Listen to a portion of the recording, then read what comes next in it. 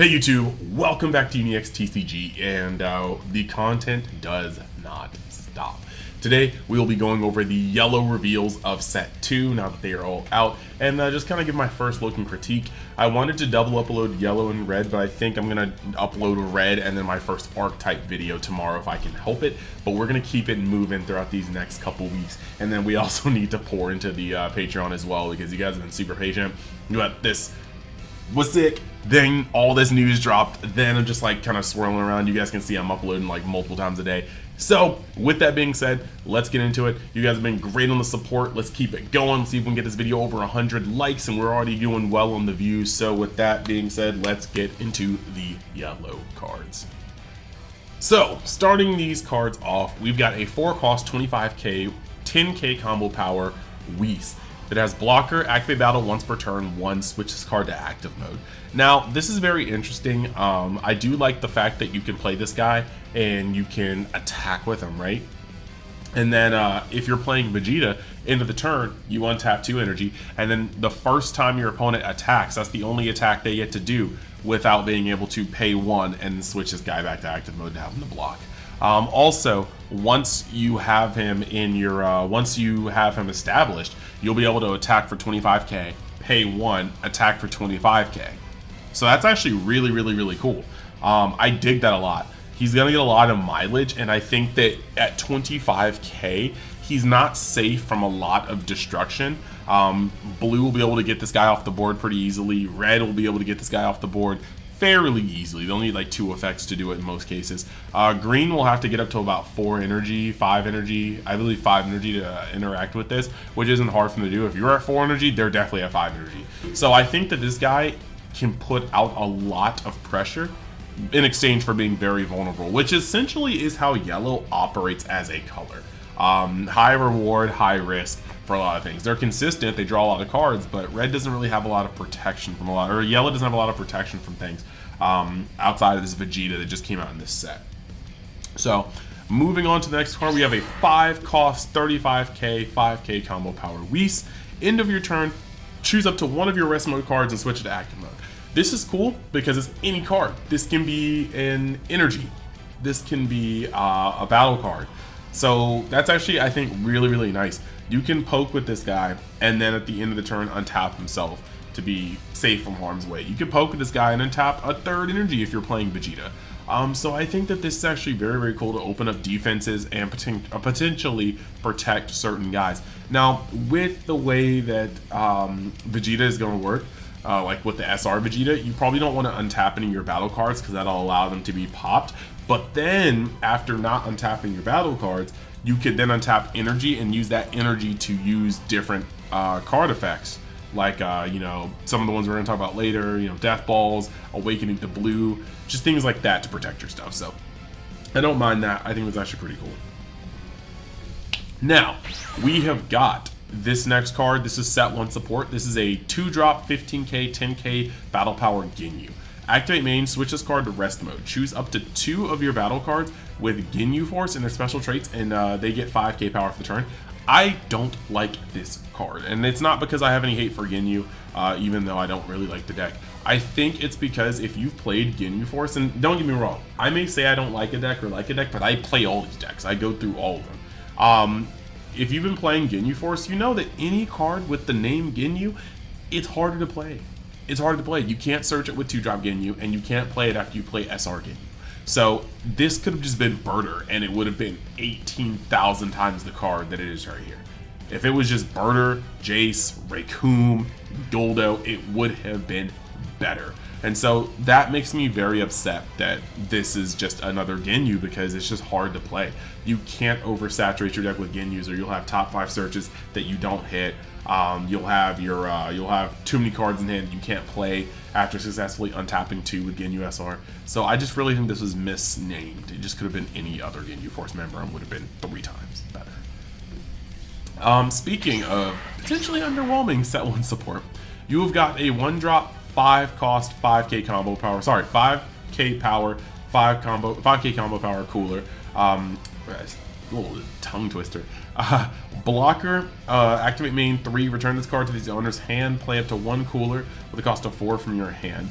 yes, you're cheating into play cooler, but we have to look at the facts with this. Unlike the Goten, so it had a sizable body that could attack your opponent and then maybe not just get blown off the face of the earth immediately, this is not that.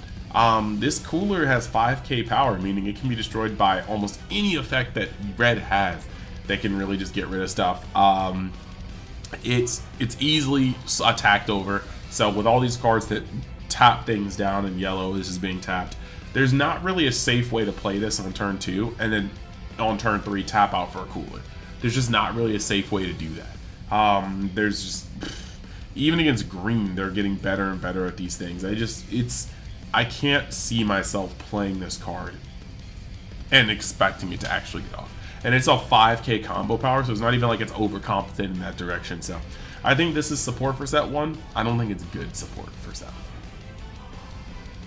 Next, you have a 2-cost 15k, 10k combo power Krillin. When attacking, choose up to 2 of your opponent's battle cards, the cost of 1 or less, and switch them to rest mode. Now, I think this is actually pretty dope. Realistically, this is just like, you play it for 2, you tap, when you attack, when you go neutral for leader, and you move 2 things out of the way. Maybe a small blocker, maybe 2 1-drops that they did not want to turn sideways. Maybe a Whis and a Roshi versus red, which is the Omega Dream. Maybe 2 Roshis against top coup. Good. This is what you want to do, because you do that and then you have an open shot for your leader to get a swing. Maybe something else you had on board to get a swing, to go neutral with a 1-drop. Maybe the sorbet you played on turn 1 or something. This is a very, very good setup card, and it's going to allow you to break a lot of boards. Even though this is just a comment, I can see this being a 3-of in lots of yellow decks, because this is going to be how you combat the early game setup of decks that rely on 1-drops to get ahead. On top of that, he's really just popping off. Dude's a 10k combo, so he's never dead in hand. Yeah, I like this card a lot. This Krillin is one of those cards which is simply good, and this is going to be such a decent card even in sealed, which we'll make a video on. Let me know if you guys want to see it, but I was thinking about making a video for how to get ahead in your sealed. Then we're moving on to this King Cold. King Cold is 4-cost, 25k, and 10k combo power. Good stats all around. Blocker. After this, wow, I wasn't going to read the effect of blocker. Blocker, and then when blocking, once per turn, switches card active mode. So we'll be able to block twice. Very, very nice. In a Frieza deck, he'll be able to attack for 25k, be untapped, block once, block again, potentially at its max output. But being a 4-cost with 25k attack, he is right in that special space where every color but yellow can remove him easily, and so just be wary of that if you decide to play this card. Good card, but again, vulnerable like most of yellow. Following that, we've got a 3-cost 20k, 10k combo power Android 18. On play / when attacking, choose up to 1 of your opponent's battle cards and switch it to rest mode. These on play / when attacking, you have to be very careful with as a designer, because they're powerful. If you slip up, cough cough, SR Goku, I think that card is a little overtuned. You can have a card that just does a lot of damage that is just like unavoidable. This card will come into play and tap something, and you can attack what you tapped to tap something else, and then you can swing with your leader on that last thing that you just tapped to completely collapse their board. See, when you had cards like the 2-drop Frieza from the starter deck, you still had to attack the leader to tap that 1-drop that you didn't want your opponent to have, and you swing on that 1-drop with your leader. This is different. This, you can literally be like, play this for 3, tap that 1-drop, attack the 1-drop, tap this other card I don't want you to have up, attack that with my leader, and then you never touch your opponent's cards or their leader. You've never given them anything, but you've attacked their board effectively. And it's a 10k combo power. Yeah, this is a card I can easily see being a 3 to 4 of in a yellow deck, just because of how it gets the ball moving on breaking apart somebody's field without having to even touch their leader. The following card we got is a 2-cost 20k, 5k combo power Goten. On play, choose up to 1 of your Trunks Youth battle cards at the cost of 2 or less and switch it to active mode. This is like, it's kind of weird. I want to say this is like a bootleg Ginyu package, but in some ways it can be decent, especially if we get more Trunks Youths in yellow, you can just untap those and go crazy. If you have a 2-cost Trunks Youth on board, then he attacks, and then you play a Goten and untap him, and then attack with him again, and then attack with the Goten, and then play another one, and then untap the Trunks and swing and sling. Like, every time you play a Goten with a Trunks on board, you're getting 2 attacks for 1. So potentially this could very much be like a rat-a-tat-tat machine gun-esque effect where you're able to do that. It's not better than Ginyu, but it's also not exactly worse than Ginyu. And if you're playing a non-Frieza army leader, this could be the better way of doing that, because Frieza you can play at and he counts as his own, Frieza army, but Vegeta does not. So maybe this is Vegeta's way of having that low ground aggression that's not the Ginyu Force package. The following card that we have here is you have Son Gohan Adolescence. He is a 3-cost 25k 5k combo power battle card. On play, choose up to one of your opponent's rest mode battle cards, and it can't switch to active mode during your opponent's next turn. Very, very nice. This effect is going around in yellow quite a bit, and it's a very good effect. Pins down your opponent's board, makes it harder for them to do their thing. And realistically, 3 costs for 25, that's vanilla stats with an effect. 5k combo power, you gotta get shorted somewhere when you have 25k and an effect for 3, but I think he's just a very good card in general, even if his fit is atrocious. Worst Gohan fit in the existence of Dragon Ball. Next, you have got 3 cost 20k 10k combo power Tien. Activate battle once per turn. 1, choose up to one of your opponent's battle cards, the cost of 3 or less, switch to rest mode. I don't necessarily like this card. I think that for 3 at 20k, yes, he has the combo power, that's cool, but you're not going to be using the effect on curve, because if he costs 3, you can't use that 4th if you're on 3. If you play him after turn 3, after 3 energy, you're just susceptible to a lot. Like, imagine playing this guy and attacking with him and being like, yeah, do something. Your opponent just taps 3 for SR Goku and you just evaporated, you play this guy for 3 and he gets wiped off the map by androids. There's just a lot of things that can touch this guy because of his power and his level, and I just don't think he's going to be reliable as a defensive card. So I'm not really digging this guy, but hey, it is what it is. Now, that being said, it is time to have a quick word from our sponsors, so stick around for that, and then we'll be right back into the cards. So yeah, I just want to let you guys know that we are indeed sponsored by Mystic TCG, one of the coolest stores in the United States and the most certain coolest store for TCG product in Missouri. They sell anything you could possibly want, all the big games. They go to a bunch of events just to officially win and just to hang out there, because Eden loves his card games. You can pre-order product, you can buy product, you can go to the store to have events, you can message them on Facebook because they buy singles, they buy collections, they sell singles, they buy prize cards, they sell prize cards. If you're ever at an event and you see Eden and you have some really hot cards, let him know, because he's probably going to buy lists. So yeah, you want your cash, go to him. Very cool store, and they have their events if you're ever around the area of Missouri. And then if you're above the border in Canada, I've got G3.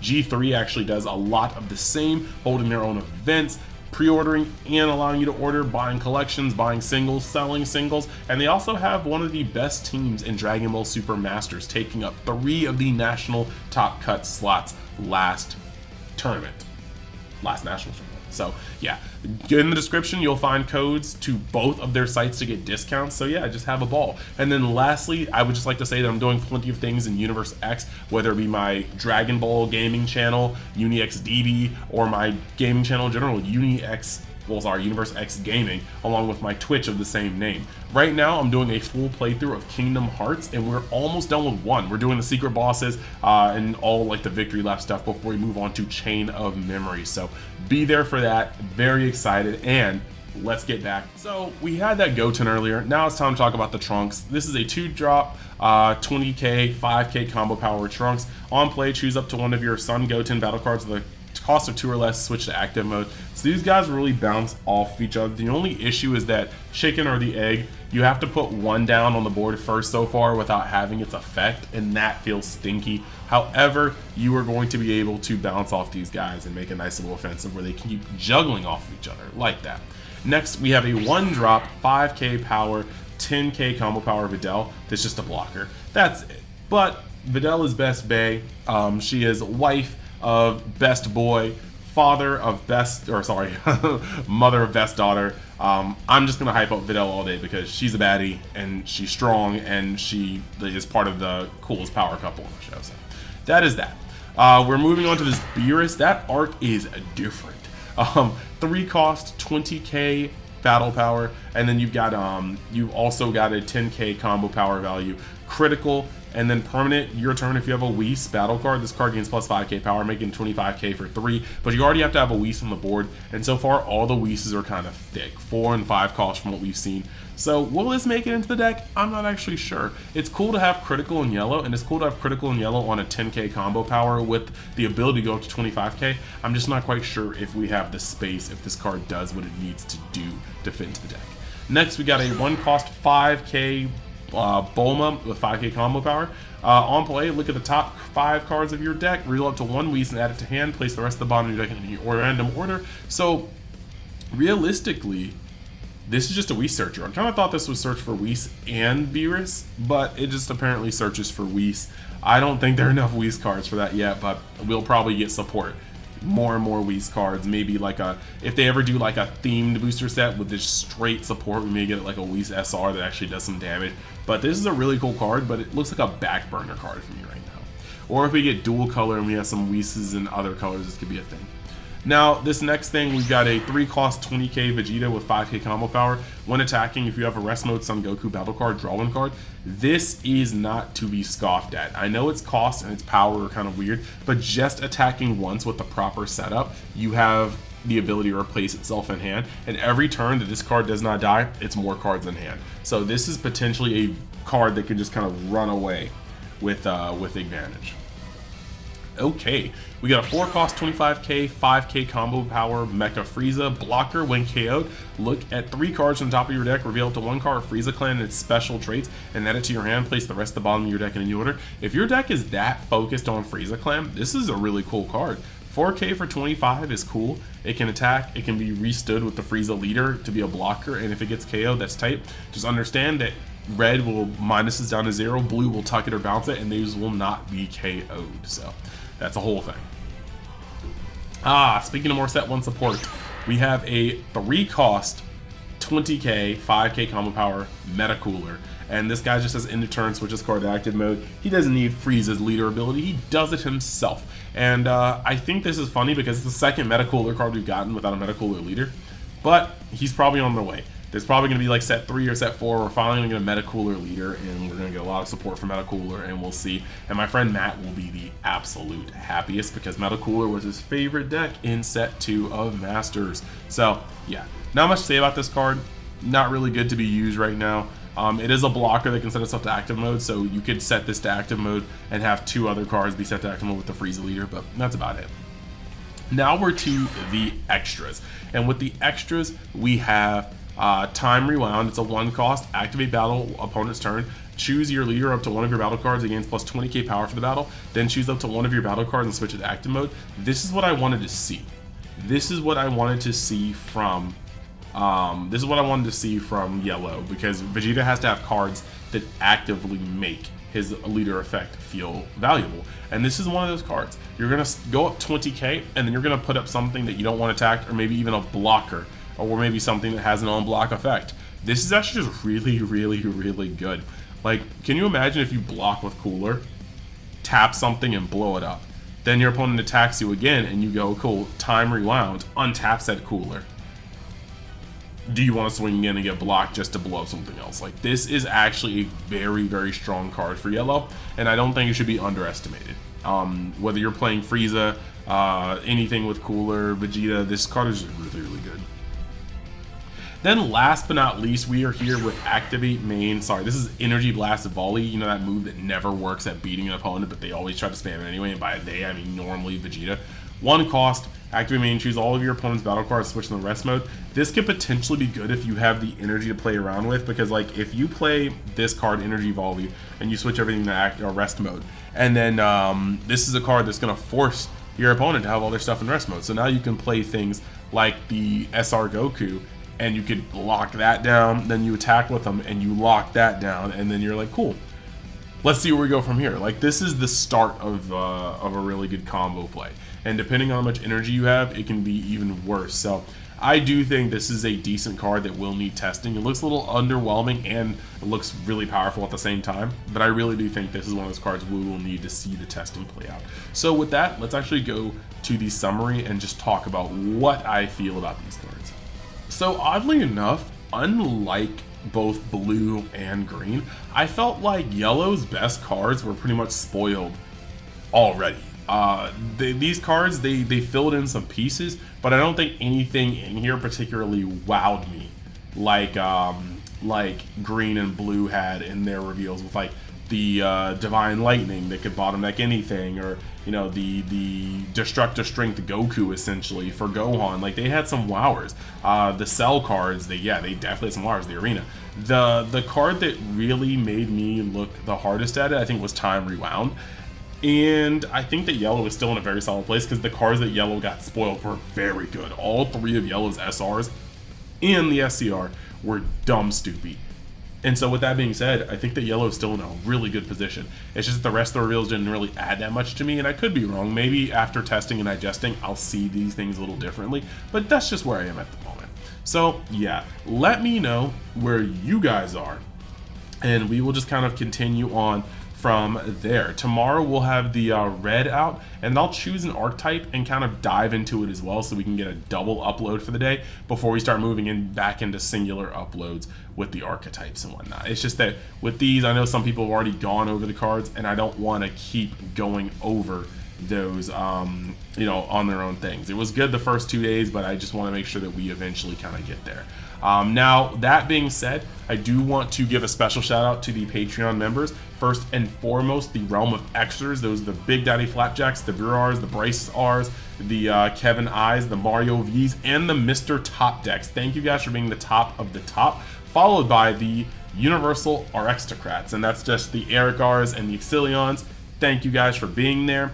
I really do appreciate your support, and we're going to be diving in. This is just a hectic time. I'm trying to get a lot done with the full release of Set 2, but we will be diving a lot more into Patreon, especially since I'm getting my testing season in the next 2 weeks to make sure that I'm ready for North Carolina, and you guys on Patreon will be the first to see that. My test out deck list, my initial thoughts after testing, my matchups, things like that, that's going to be on the Patreon. And that will not really hit the channel until after I've had a chance to play out in North Carolina and place, and then move on to testing for Chicago. So with that being said, thank you guys for watching. I appreciate all of you guys. If you want to stop by my Kingdom Hearts stream, it'll probably be about 8 p.m. Eastern time, maybe 9 p.m. Eastern time on Twitch and my second gaming channel. So yeah, I hope to see you guys there. Thank you guys.